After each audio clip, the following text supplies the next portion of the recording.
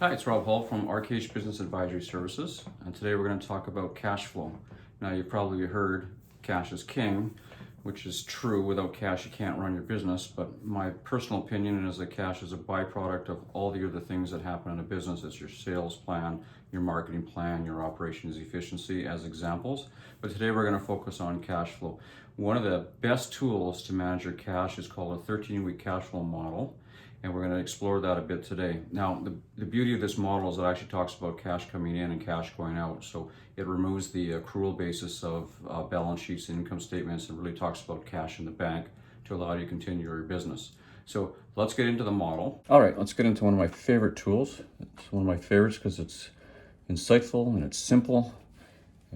Generates lots of conversation and gives you a real good sense of where you're at cash flow wise so you can keep the business going. So what this model does is it takes the cash on hand in the top left-hand corner. Just get in there for a second. What's in the bank at the start of the week? What cash has come in through cash sales or what you've collected on your credit accounts, and gives you cash available for the week.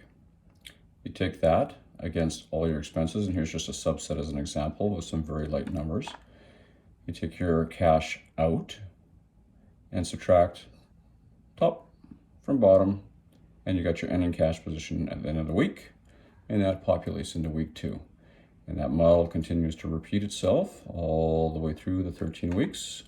We don't recommend that you stop at 13 weeks. It's just 13 weeks is kind of the name of the model.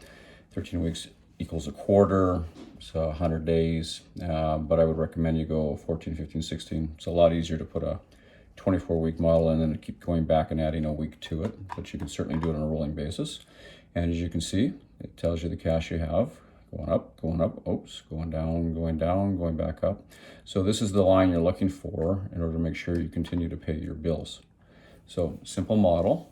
We'll add it to the website and you can certainly use that. You're looking at positive cash flow direction. It gets you to understand what has to be paid when, how much, and some of the interest and expenses and some of the surprises that may come along. The beauty of the model is it helps you understand if you got enough cash to pay, which clients are paying on time and who you have to chase. Clients are returning and who are not, so that would look into your sales forecast, your funnel, determine whether you've got some good funnel coming for future cash, any unplanned costs, any costs that are increasing unexpectedly, who your critical vendors are they need to pay, are you having to pay quicker, and on the cost basis, what could be delayed or eliminated.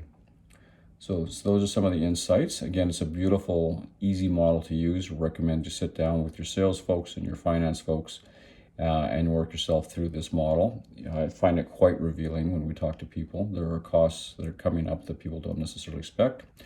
And getting into that segue, here's some of the lessons learned. Sales tend to take longer than you expect, so check your historical close. There's always the hope of sales coming in, but that's not a plan.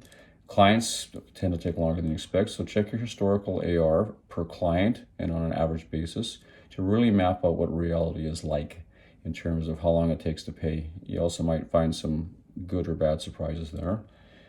Costs tend to be higher than you can think of off the top of your head. There always tends to be a surprise, and I find that all the time in companies that, oh, one of those costs I wasn't thinking of, or geez, that's a lot more than I thought it was going to be.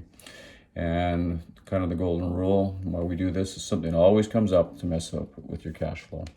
So those are some of the lessons shared. And here's some of the tactics we can share. To speed up your cash, when an invoice, a job, when it's done, don't wait. I know some companies have an invoicing period at the end of the month, but they've completed projects in the middle of the month and they wait 2 weeks, and that 2 weeks causes that 14-day delay in getting cash. So when a job is done, invoice it right away. Stay on your accounts receivable, look at your aging. The day after it's due, give them a call. Let them know that cash is a priority. You are a priority vendor for them. They'll probably put you to the top of the pile if they know they're going to get phone calls from you. So don't let things go from 30 to 60 to 90.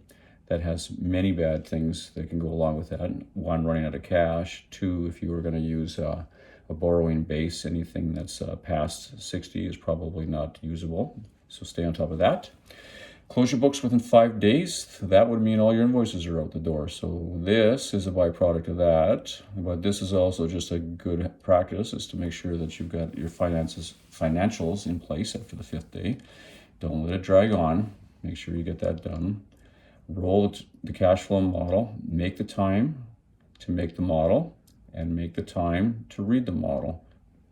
It's really important, and I know it can easily fall off in the daily basis, but do it once or twice, and I think it'll become a important tool for you. And it also look for opportunities to reduce expenses through the model, and also shorten your cash cycle through getting invoices out quicker, getting on collections quicker, and maybe you can push your AP out a little bit. So that's the model, 13-week cash flow model. Again, it's really the only thing you can use to track cash. All the other models and ratios are done on an accrual basis, so those aren't very helpful. Use it, it's easy. We'll add one to the website if you want to pick it up and grab it from there. If you have any questions, certainly give us a call. So this is Rob from RKH Business Advisory Services, and have a great day and a great business.